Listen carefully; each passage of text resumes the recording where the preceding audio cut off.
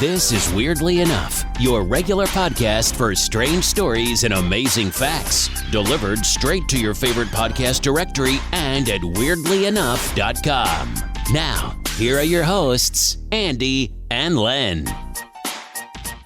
If you listened to Weird Shorts last week, you'll have heard us talking about this big area of sea that's been found by a TikToker called Brian Daniel, who alleges anyway that there's an alien base underwater and aliens fly out of it and fly around the earth and abduct people. Well, we're going to be talking today all about alien abductions and what they actually do to people, what they get up to, and a bit of the folklore, I suppose, around alien abductions. Is that right? Yeah, it's going to be quite a brief tour because really, I mean, it's a vast subject. You could do a podcast just totally about alien abductions, the whole series, couldn't you? Yeah, you could just basically do that and only that for weeks and weeks and weeks and really get into it. But we're not going to do that. Now, the only thing I find is just try and a quick overview of the kind of structure of it. Right, alien abduction, interestingly, wasn't really a thing until the 60s. Yeah. But there were cases before the 60s, but it wasn't. It exploded as a phenomenon big time in the 60s. Now, do you think that's because of science fiction? Although I suppose science fiction was around in the 1800s. There's a lot of people now. Again, I'll mention that guy Thomas Sheridan, the Irish guy. He is a theory that these characters have always been there. Okay, they're like spiritual entities. Yes, and you perceive them in terms of your culture. Right. So back in the day, people would have perceived them as fairies or sprites. Yes. But now, because of science fiction, you perceive them as aliens. Yeah. Or if you're very religious, you might perceive them as demons. Yeah. You know, or else if you were maybe in the Arab world, you might perceive them as jinn. Yeah. Which is an interesting idea, you know. I heard an interview recently on the radio from somebody who, when she was young, in I think the 50s, she witnessed a UFO, and she was saying, basically back then there weren't flying machines, there weren't that many planes and things in the sky, certainly not like that, and there weren't films and things like that out as well. So it was quite interesting that she saw that. If anybody hears sirens and seagulls and things in the background, we do have a window open because it's quite warm where we're recording. So, but I think that adds to it. You see, we're missing a trick. We should go for Alex Jones, right, and start shouting, "It's the New World Order! They're trying to arrest us for spreading the truth about the aliens." But we're not, because I couldn't cope with the stress. To be honest, it's bad in the old, if you got a dicky ticker, you know. Alex Jones is one of those people that he's like really quite young, but he looks like he's about 65. He's one of these guys that were sort of, they've always looked middle-aged. Yes. You know, one of those guys that have always looked middle-aged. Interestingly enough, he got himself into a bit of trouble about his broadcasts, and his lawyer successfully defended him in the sense that the lawyer said that Alex Jones is a character. Oh, right, a character. So it's like performance art. Yeah. So it's about like Ali J or something like that. It's like Al Murray, the pub landlord. Yeah, so it's Alex Jones doesn't actually exist. It's like a constructed persona for entertainment purposes. So, if we ever get into a bit of bother about these, we could say, it's entertainment. Yes. So you construct the card. Listen, we're completely, yet again, the Rambling Club is kicking off again. But where was it? Yes, people perceive, the idea is that you perceive these things. They've always been there since the dawn of time, probably before that, and you perceive them depending on your culture. Why do they want to abduct us then? Why do they want to take us away and do strange things to us? Well, interestingly enough, just before I get into that, just a couple of quick points. There's a guy that we'll probably revisit later on in the future, Aleister Crowley, the famous English occultist. You know, he was dubbed the wickedest man in England. Yes. And he did a sort of rite where he was able to, like a magic kind of occult kind of rite thing, where he made contact with an entity called Lam. Yeah, Lam? Lam, L-A-M. Right, And he just basically made contact with Lam, appeared in front of him, and he drew a picture of Lam. And interesting, and this was in like 1920 or something like that. And interestingly enough, Lam looks exactly like a modern grey. Oh, right. So the that's big eyes and everything, the big eyes. So you might be able to Google it. I think it's L-A-M. Right. But and interesting enough, do you remember we did a show last summer about the airships, the airship wave of appearances? Yes. Where people were getting abducted by airships. So that was kind of time based as well, really, wasn't it? Yeah. Again, it looks like a grey. Yeah. That's basically Crowley, and that's the entity that he was able to make contact with. Lamb. He looks very like what a stereotypical grey alien. Yeah. But he didn't say it was an alien. He said it was like a demonic entity. It's pretty creepy, like. Yeah. It looks a bit like an egg timer. You know, yeah. But very, very strange as lamb. But anyway, pre-1960s cases have been called by researchers Paleo Abductions. And one of and a good example is in November 27th, 1896, it was an edition of the Stockton, California Daily Mail. Colonel H.G. Shaw claimed that he and a friend were harassed by three tall, slender humanoids whose bodies were covered with a fine, downy hair who tried to kidnap the pair. Right, okay. Unsuccessfully. What date was this? 1896. Yeah. Right.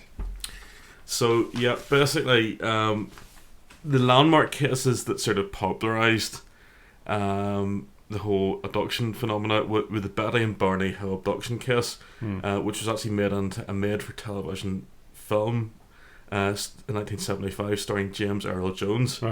And there's a bit of an overlap as well between abductions and things like cattle mutilation. Yeah. And it's the idea that these are all things that these alien characters are kind of doing to sort of interact with humans and kidnap them. And it always seems to be a lot of cattle. Yeah, They seem to be very interested in cattle. Yeah. Now there's a guy called Whitley Strieber. He actually wrote a novel called what was the name of the novel? I can't remember the name of the novel, but he wrote a famous novel anyway, and I think it was The Encounters, right, or something like that. Whitley, it's Whitley. Right. And it was Strieber, famed around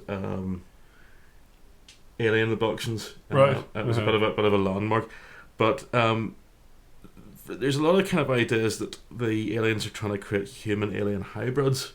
So they're basically extracting like genetic material from people. He wrote The Day After Tomorrow. Right. Did he really? That was the thing, the best and film. The Greys. Yeah. Interestingly enough, the Jenny Randles is a UFO researcher that's looked at the demographics of what they call experiencers. That's people that experience the abductions, and they noticed that the vast majority of people who are taken are under 40. Right. There's only 4 cases out of 50 where people were over 40. Yeah. So it's very much a young person's experience. Young person's game. Yeah. Young person's game. Yeah. In terms of mental health, some studies show that abductees have psychological characteristics that render their testimony suspect. They did like a blind study of 9 abduction claimants and found them to be prone to madly paranoid thinking, which is quite interesting. Yeah. Now, you see the abduction narrative, it tends to follow a pattern, and it kind of moves 3 stages. First stage would be capture, where the abductee is rendered incapable of resisting and then taken on board the spacecraft. Where are they usually captured? Because I always think of people driving along a country road and they see a light and that kind of thing. You see, there's no... Is it from their beds? From their beds, yeah. And there's been cases where people have been captured from their beds repeatedly. Right. And it becomes like a repeated thing. No, not this again. I have not to get this up for again. work tomorrow. Not this again, yeah. Yeah. And there's like things like missing time. It's such a hard one to explain as well. When why are you so tired? You're up playing Call of Duty again. I was abducted by aliens. Yeah. So it moves from capture to examination and procedures, which is where basically these characters poke about with you. Conference, where the aliens communicate with the abductee or direct them to interact with specific individuals for some purpose. Tour, they're given a tour of the vessel. Right. Loss of time, they often rapidly forget the majority of their experience, either as a result of fear, medical intervention, or both. I'd love the tour of the vessel. I think that'd be great. Yeah. They tour these craft, and it's like like Flight of the Navigator. Yes. The kind of the way run. Yeah, it's a bit like that, Return, and then there's a thing called I don't know how to pronounce it. It's Theopphny. Theopathy? Something like that, yeah. Coinciding with their immediate return, they have a profound sense of love, a high similar to those induced by certain drugs, or a mystical experience accompanied by a feeling of one with God and the universe. They don't know if it's because it's a spiritual experience or because it's just your endorphins or Stockholm syndrome or what it is. But it's a profound, I suppose, would be a profound experience in your life. And obviously, the last stage is aftermath, where you have to cope with the psychological and social consequences of the aftermath. Yes, I can imagine there's some social ones. But yeah, they talk about whenever you're abducted, you go into a shift into an altered state of consciousness. Some abduction researchers have caused this change in consciousness the Oz factor. So it's like, when Dorothy isn't in Kansas anymore and she goes to Oz, it's that kind of thing of unreality, Yeah. And there seems to be a very sort of common thing where they'll be levitated into the alien craft. So it's like almost like a wee tractor beam that kind of takes them up. See, a lot of this is in films, and I wonder do people see it, and are they easily led by all that? The thing that makes me wonder is we'll go back to the 1960s. Because if you remember that colonel and his mate that were nearly kidnapped by these hairy guys in 1896. Yes. They were dealing with all this. Yeah. But then they didn't have cinema. Yeah. And they didn't have flying saucer movies back then, And we go back, you see, my theory on these things is I don't deny they do exist. But I think what they are is open to debate. I think there are different dimensions. So I don't know if these things are actual aliens. Yeah. Mm-hmm. Or if it's a spiritual entity. Or a demonic entity, maybe. Yeah. It's like people talk about ayahuasca. People have these ayahuasca experiences. Mm.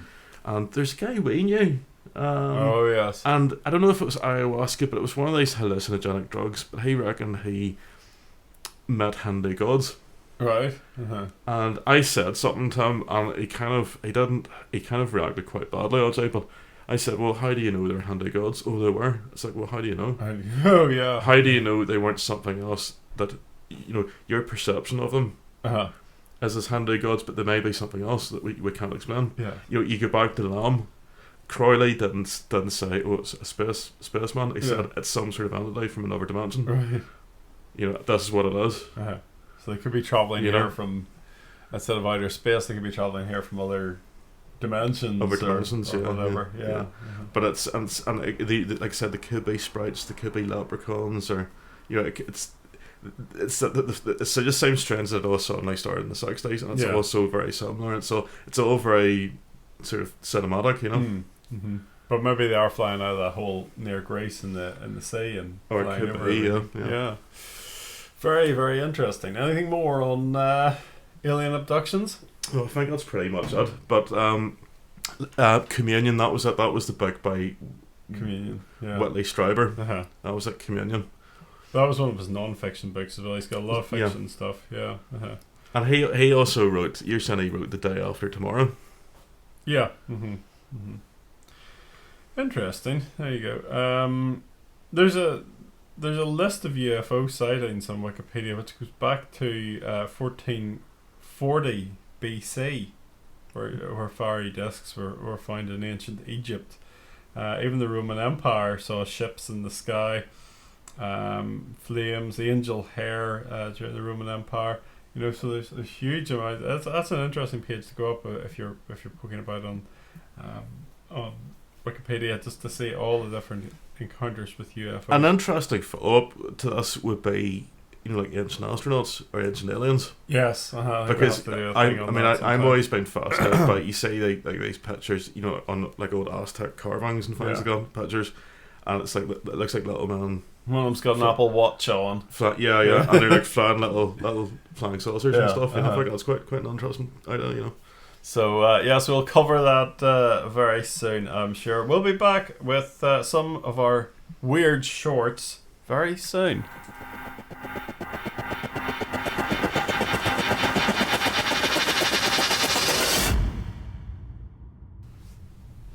So you get all these eating and drinking challenges all the time. This is the Guinness Book of Records. It's a wonderful anthology. The most amazing feats and achievements the human race can achieve. The fastest, tallest, smallest, and often craziest make up the book. And they must always be looking for wackier and wackier ideas to complete their publications, as now they've noted the record for the world's fastest chug, if that's a word, of 2 litres of soda. Yeah, somebody has competed. Right, hang on a second. Did they not ban all this stuff because it was too dangerous? Probably. Because I heard somewhere that they banned all the eating challenges because it was too... Yeah. You know, in case people choked or whatever. Well, this is New Yorker Eric Badlands Booker. Right. Has a track record in speed drinking contests, and even has his own YouTube channel called Badland Chugs. Don't you wish you had a nickname like that, though? What would yours be? Badland. I'm Badland. It wouldn't be Badland Chugs anyway. Badland Chugs. That's his YouTube channel. He's Badland Booker. So he drinks soda. So how much and how quickly? Well, 2 litres, which was strange to me because Americans don't really go in litres. They go in ounces, which I never understand. Yeah. That's the thing really annoys me about going to America. You can't buy a pint. Oh, it's a large or small, and small is smaller than a pint. Large is bigger than a pint. Yeah. You just sort that out. Anyway, Booker was able to down the carbonated drink in 18.45 seconds. That's a full 2 litres, remember. Competing the challenge, Booker let out a massive belch and said, "That's what I'm talking about." Of course he did. That's what I'm talking about. What's he talking about? That's what I'm talking about. The record breaker ranks 23rd in Major League Eating. So, you know, in America they have MLA. That's ML. I don't know what the A stands for. But then MLS, Major League Soccer, ML. They have all these major leagues. Well, they have Major League Eating. He's ranking 23rd in that, and now considers a solid food challenge for his next record. So good luck with that. Is that potentially a bit dangerous, like trying to eat something? Well, let him crack on, I say. And what was this guy's Badlands Brewster or Buster or whatever you call it? Eric Badlands Booker. You can Booker, see with a name like Eric, he needed that. How's he Badlands though? What's that? Badlands. Where does he get Badlands from? How's he Badlands? I don't know. Makes no sense. There's other record-breaking news. A Canadian woman has unofficially set a new world record for the fastest woman on all fours. She completed a 100-meter event in just 23 seconds on all fours. Just like running around like hands and knees? Yes. And how? Hands 20 and meters? feet. 100 meters in 23 seconds. What? You reckon you could do that? I couldn't. Could you not? 100 meters in 23 seconds. No, I couldn't do bloody 2 feet. Never. Well, how fast can people run 100 meters? It's like 11 seconds or something. Well, listen, I tried to run for the boss recently and nearly had a stroke, so I wouldn't really be up for it. I've just lost all my notes here. Wait till I bring them up again. Weird shorts. There we are. Baba Vanga. Have you ever heard of Baba Vanga? Russian witch? No, she's the blind mystic of Bulgaria. Oh, close enough. Is she like some sort of weird Nostradamus? Mother Shipton kind of character that predicts? She's called Nostradamus of the Balkans. Of the Balkans, yeah. She's blind, well, doesn't she? I say she's at it again. She died in 1986, but before before she shuffled off the mortal coil, she predicted a number of things. Did she predict the old coffins night? Yes, definitely did. The Nostradamus of the Balkans, who lost her sight at the age of 12, has predicted a lot of world events, including 9/11, Brexit, the death of Diana, Chernobyl. She's got a pretty good track record of getting things right. So do you want to hear her thoughts for the current era, but 2021? Is she one of these people that do it in very vague terms that you could just read into? Yes. Right. Okay, we'll crack on. Firstly, she said that 2021 will be the year a cure for cancer is found. It needs to be pretty soon because this is August already. We certainly need some good medical news after the last 18 months. She predicted Europe's economy. I don't know why this keeps doing it. Europe's economy would fall and someone from within Russia would attempt to assassinate Putin. Right, it's possible. And she also predicted this year we'll see trains flying using solar power after petroleum stops. Well, I don't think that's stopped just yet, but there you are. Okay. Flying trains. Solar power. But then, if you look at that, There's so many questions there. well, there's that maglev train. Well, I suppose, but Maglev. they're not really flying. Like, I mean, they're just sort of Well, hovering. it's kind of, yeah. Could they use solar power? I think they might be solar powered. I think they're electric powered. A dragon will seize humanity after taking over the planet. And What? A dragon.